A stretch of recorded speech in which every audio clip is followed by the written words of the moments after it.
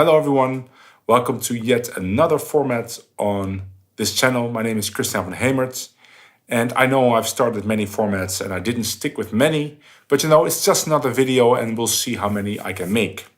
So I got the idea for this format, which I call Arranging for Strings, 2 weeks ago. And let me tell you a little story. Before I was a full-time jazz musician, gypsy jazz musician, I was actually a bandoneon player, a tango bandoneon player, which you can still find in many videos here on YouTube. But I was also a full-time arranger, and people hired me to make arrangements for duos, to string quartets, to big bands, to symphony orchestras, to string orchestras. And my specialty was always writing for strings, because I'm a violin player. And people knew that I was capable of pulling the sound out of the strings that they wanted. And I learned that by transcribing many of the string sounds that I admired. People like Nelson Riddle, Gordon Jenkins, Gus Levene, and looking at the classical composers like Tchaikovsky, Elgar, Stravinsky. And I carefully studied their scores after transcribing them mostly, and I learned how to effectively write for string orchestras. And 2 weeks ago, I got a call to arrange a lot of music for a Christmas movie, which will be in the cinema in a couple of weeks. And I was writing again for 3 days straight, and using all kinds of techniques that I learned over the years. And I thought, might be interesting to make a video about this, because I encounter many string arrangements nowadays that are perfectly okay, they sound nice, but they don't use the full spectrum of what a string section is capable of. So I've decided to just take a look at some of the best examples I have found in my own studies. Of all the transcriptions I made, let's take a look at some of those arrangers. John Williams, James Horner, the movie composers, to Tchaikovsky, to Prokofiev, to Nelson Riddle. And today I've chosen Gus Levene and his arrangement for a recording of Dean Martin singing White Christmas. So let's go to my computer screen and let's take a look. All right, here we are looking at my computer screen. And today I want to take a look at some parts of the arrangement of White Christmas recorded by Dean Martin on the album A Winter Romance. And this is a very good album, was re-released in 2005, if I'm not mistaken. There's another Christmas album by Dean Martin called The Christmas Album, but I mean, it's a nice album, but the arrangements are not of the same quality. And that is, of course, because of the arranger. And the best arrangers for strings or for orchestras, in my experience, are the arrangers that have actually studied classical orchestration and composition. And of those that actually play violin, they are the best orchestrators, arrangers for strings. They can pull out the most luscious sounds for this string section. And the arranger for this album was a fella called Gus Levene. And as you can see in his short bio, he was an arranger, composer, and a musician playing violin and viola. And I know that he wrote some film music for The King and I. It's wonderful music. And he knew what he was doing. So he arranged all the music on this album. And I transcribed 2 of those arrangements, White Christmas and Let It Snow, to study. And today I want to take a look at some parts of White Christmas. I will play a sound clip for you. It's the opening of the arrangement, which sounds like this. White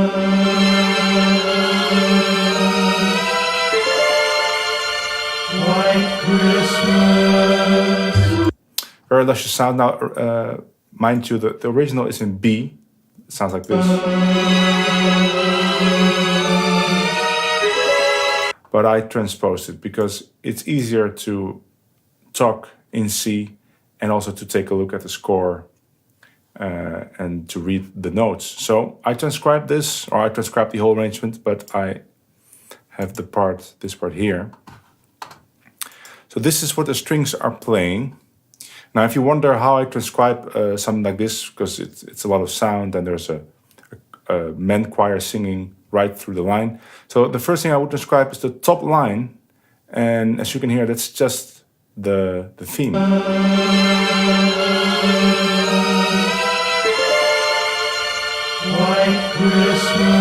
So here that's played by the first violins. Now, of course, there's more notes in the violins because I needed more voices, but I will play for you the first violin so you can hear it.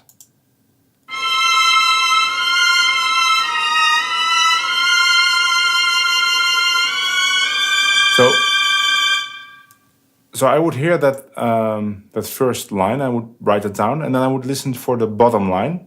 And that's very easy to hear here. Listen for the cello. It's playing this line. I will play the line for you so you can pick it up.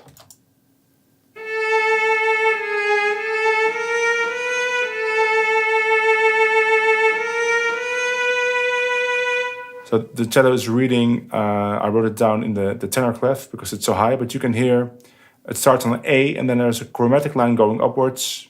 And when it hits the B, it goes down to an A. You can hear it. Listen to it.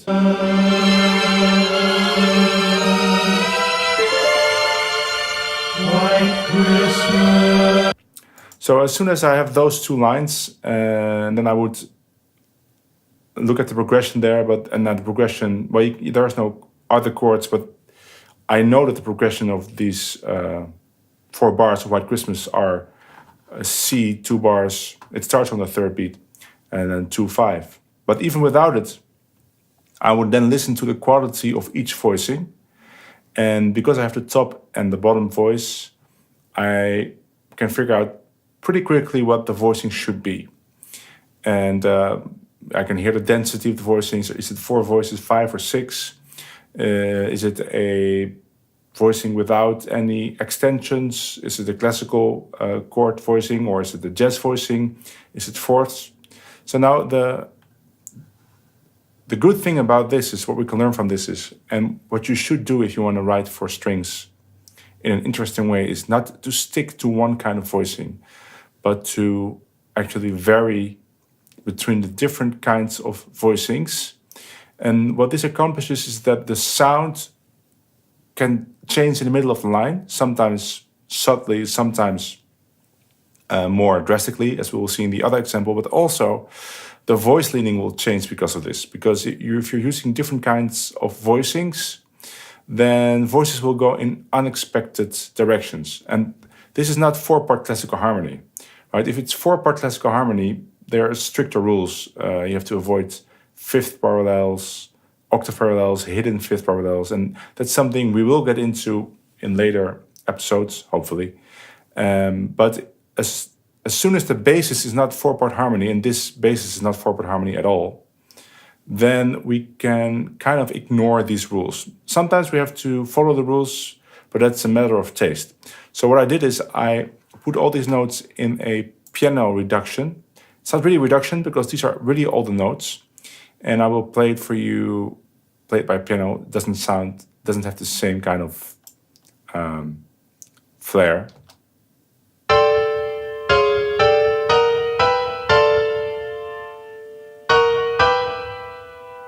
And I also wrote it down octave lower because that would be more piano-like to play it there, and that would sound like this.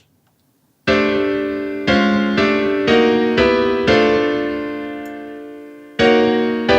little bit slower because it's too fast. One more time. The lower version.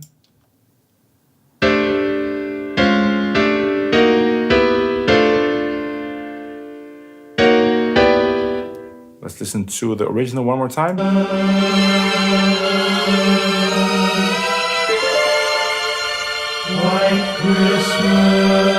Okay, so let's go to the piano and explore what's happening here, and do some analysis and some lessons we can learn from it. Okay, let's try to analyze it a bit. I've written it down 2 ways. The higher octave, which is exactly like the strings are playing it, like this. But I think it's easier to look at the lower octave. It's in the middle of the piano also, but it sounds just a little bit better on the piano easier to identify the different chords.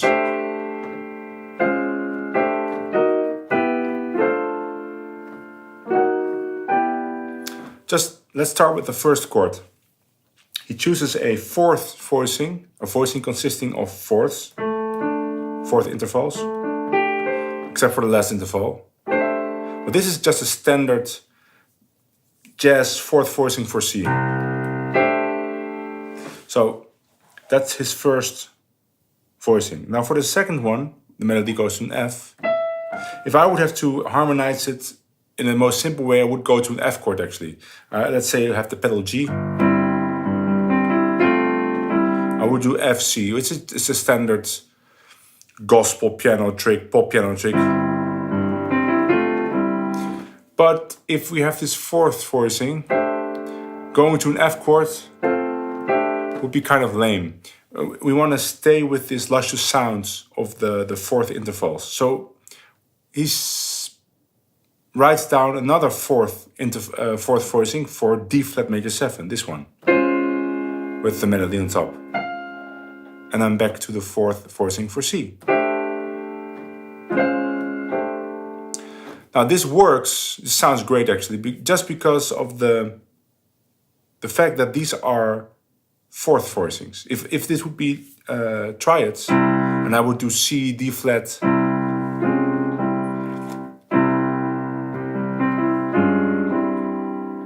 I mean, it works, but it's kind of lame.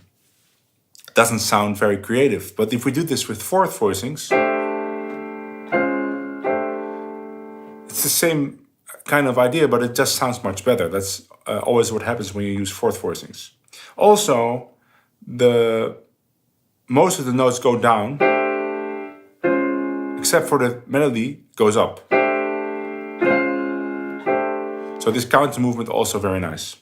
So after these 3 fourth voicings, he goes to standard block chords. Now, a block chord is a melody note filled in with the chord notes, and then the melody notes doubled at the bottom. So like this.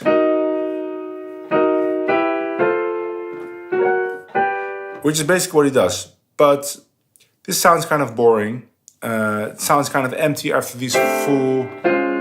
So he's using what I call extended block chords. So he's playing the block chord, but he's not doubling only the melody note, but also the second voice. So...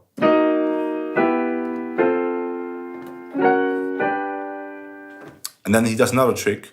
After the first 2 normal block chords, he goes to another form of block chords, which is where you, instead of putting one note, doubling one note extra, you double 2 notes extra. So you go from 5 voices to 6. Now he does another thing. He doesn't double the C, he makes it a D. But probably he found that by trial and error, or by just trying it out. Maybe he came up with...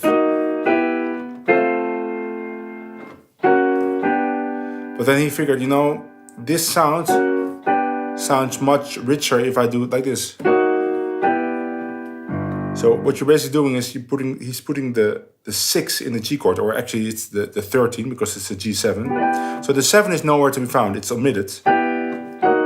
That's just the old big band trick in the Glenn Miller orchestras. When they had to harmonize a melody with the root in the melody, they didn't like to put, let's say, the 7 right below the root, because you get this second interval at the top. So they usually made it a 6, like this. But it's still a 7. If I put the 7 down below, it still work. So it's that idea. So again, fourth voicing, another fourth voicing. Fill the block chords with an extra voice, and now another extra voice, but the low C he changes to a D to get that 13 sound on G7. So So these are all very nice voicings to use. But the most important thing is the way he changes the quality of the voicings in such a short piece of music. Those are 1, 2, 3, 4, 5, 6, 7, 8 chords, 8 voicings, and he changes sounds 3 times. This is one sound, fourths, then fill the block chords. Let's say fill the block chords 5 voices, going to fill the block chords 6 voices.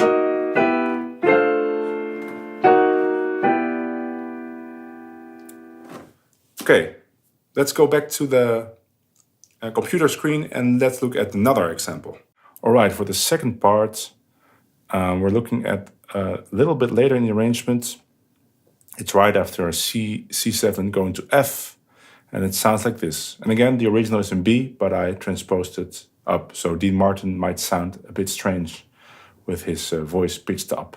But try to listen for the strings. They're a little bit harder to hear, especially in the beginning, but you can still hear it. And children listen to hear sleigh bells in the snow. Let's do it again, and I will maybe start the loop a little bit earlier, and I will follow along with my mouse so that you know where we are. And children listen to hear sleigh bells in the snow. Okay, so again, I transcribed the same way, top line, bottom line. It's more difficult to hear, but you also have to imagine that I did this for literally hundreds, or hundreds, maybe not, but at least more than 100 scores. I rarely use scores that you can buy. I always try to transcribe it myself, and I did this for many Nelson Riddle scores, John Williams, James Horner, classical composers like Tchaikovsky, Stravinsky. Of course, you can get or buy or rent the real scores for that, but I usually first transcribe it myself, and because that teaches you something that you won't learn if you buy or look into a score that exists. What you won't learn from that is how it sounds. I know you can listen to it, but if you have to transcribe it yourself, you have to listen so hard for the quality of the voicings that if you manage to write it down and you are convinced that you wrote down the same quality of voicing, you have trained your ears to recognize those qualities. So even in a recording like this where the strings are hard to hear, I can still hear the quality of the voicings. So I can write it down, and now it might not be 100% accurate, but I dare to say it is, or it's very close. At least the quality of the voicings is okay. And this is very interesting what's happening here, because he changes the quality of the voicings 3 times in this, or 4 times even, in this short fragment. And that makes the string sound very interesting, very full, very warm. It's something that a lot of beginning arrangers or piano players, especially jazz piano players that start making string arrangements, forget that there's a possibility with string orchestras or string sections. Let's listen to how it sounds in the MIDI.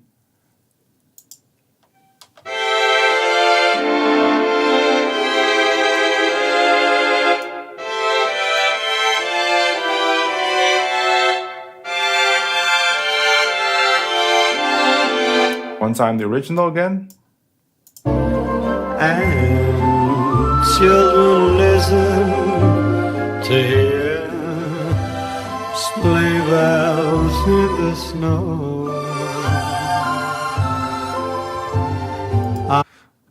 Listen for that the rhythm guitar, which you can hear, changes to G7 on the last beat. That's very important. You can clearly hear that. So let's listen to it again. Listen for the chord change on the last beat, which is important for the voicings, the arrangement of this section. And also listen if you can hear the second violin going up from a C to an E here. That's also very important. Well, of course, we're going to discuss why it's important in the analysis, but one more time the original. And children listen to hear sleigh bells in the snow. Okay, listen to the MIDI one more time.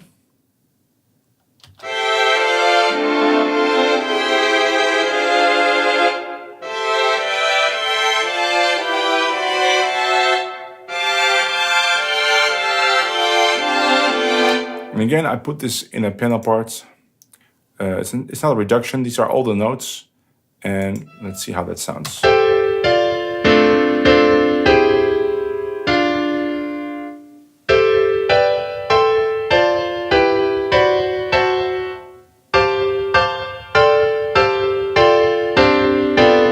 Doesn't have the same magic, of course, but this is a good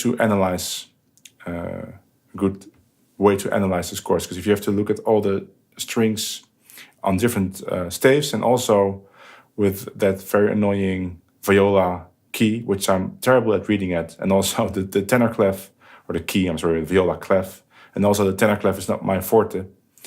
But a piano, two staves of a piano are easy to read. So let's go to the piano and analyze this one. Okay, so let's take a look at that second example. I've got the piano part right here. Now there's a lot you can say about this, but I don't want to make the video too long, so let's just take a look at some things that stand out. And notice that this arranger, Gus Levene, learned a very valuable lesson from studying classical orchestrations for strings.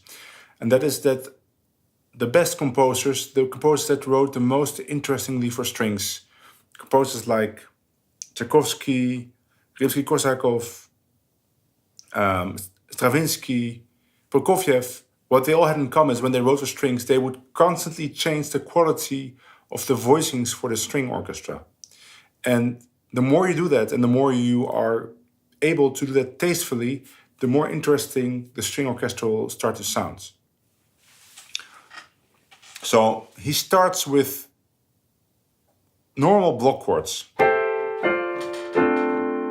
Those are just your standard 5-voiced block chords with the melody note doubled. But then he switches to, which is basically a variation of a drop 2 voicing. Like this, the voicing he wants to use is this one. So it's 2 F minor major 7 to F minor 6. Then he drops the second voice, but then he also doubles the melody. So it's a variation of a drop 2 voicing, and that way you can keep the 5 voicing. So he starts with the 5 voices. So he starts with the 5 voices, and then during the drop 2 he still manages to retain those 5 voices by also doubling the melody note.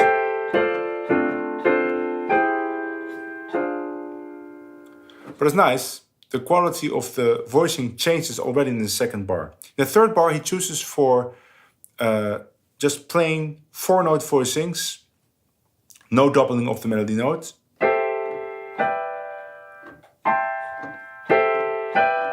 If I would have to harmonize that with 4 voices, 4-note voicings, 4 voices, 4-note voicings, I would do the same thing. These are standard voicings. Now the third one, he switches to drop 2. So instead of, the interesting thing is that the cello, all the voices go up, but by making the last one drop 2, the cello will actually go down. The cello will play instead of. So let's look at the cello. I will play the cello with my right hand. In a normal, if I would keep it 4-note voicings, the cello would play.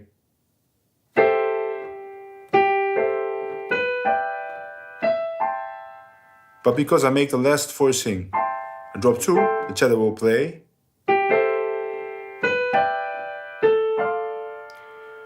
And on the piano, it's still nice, but it's less effective than with a string orchestra, because what you'll hear is, because the cello has a slightly different timbre from the other instruments, that you will hear one voice go down and the other one's up, and that's a really nice effect, even though it's all based on simple voicings. Now he sticks with drop 2. So this is D minor, voicing for D minor, it's G sus there. So Then he goes to G6 chord or G13, because the 7 is omitted, but it's still there. If you it could still be there.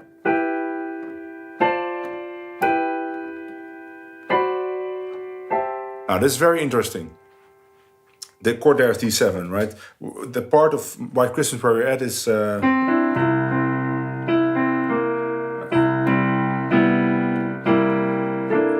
we're at F.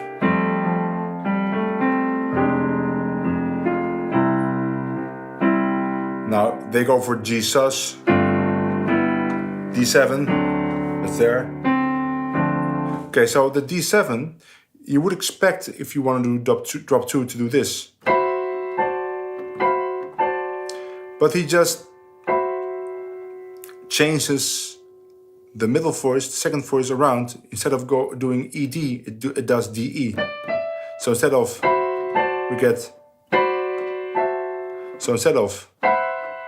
which seems logical, he just does. So now how do you find these things? These things you just find by trying things out, right? You notice this, you think, hey, why not? Let's see if this sounds great too. And it does. So then he uses that. So again, we have standard drop two, still drop two, but voices turn around. And then the last two bars, they sound wonderful with the strings. Those are all fourth voicings. Now, if I would have to harmonize all these notes, first he had the melody. Right? He wrote the melody first for this whole line. He wrote,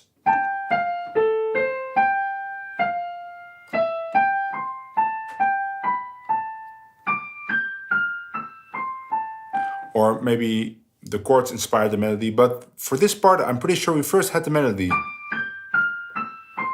Now he had to harmonize it all with fourth voicings. So my rule for that would be, okay, there has to be an F and a C in all those voicings, because the F and the C are the basis for D minor. So then it's just fitting in the rest. So the first melody note is this. So we have to have a C somewhere. It cannot be here because that would ruin the fourth. So it has to be there. And then the F there. And then you just fill in as many fourths as you can. Oh, that sounds better. So then the B is not an option. So we have to do A. Same for the next. So we need the F somewhere there. We need the C somewhere. Could be there or there. So he found to do there. And all the voicings are like that. It's just trial and error. So.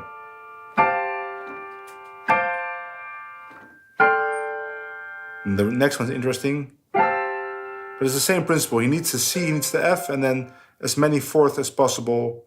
There's a fifth here too, which sounds kind of similar. And 1/3. There's usually a third somewhere in these voicings. Again, now the C is the melody. So he puts the F there. And he could continue the whole way. So the last chord is G7. Like we noticed on the recording, the guitar changes on the last chord to go to C. And if I would do this strictly with fourth voicings, you would get. But probably he wrote this, but then he heard, I really need this lead tone. If the guitar does this, I want to hear in the strings. So he decided to make the second to last voicing a 6-note voicing and put a C under the fourth voicing. So he gets the resolution.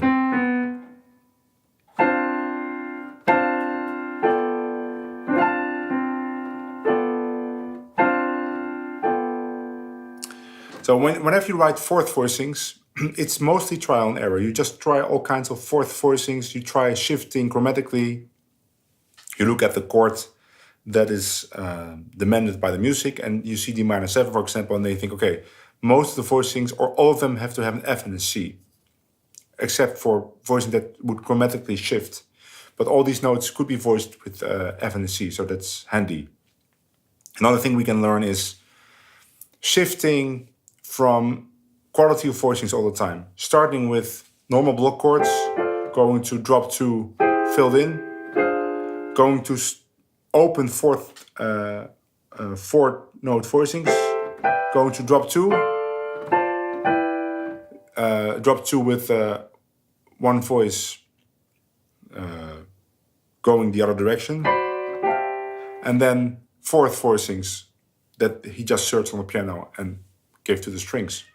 So a great lesson to learn from Gus Levene is varying the voicings. So next episode, let's take a look at another arranger, and I hope you enjoyed the video. And please, if you liked the video, subscribe to the channel, like the video, that helps me out a bunch. See you next time, bye.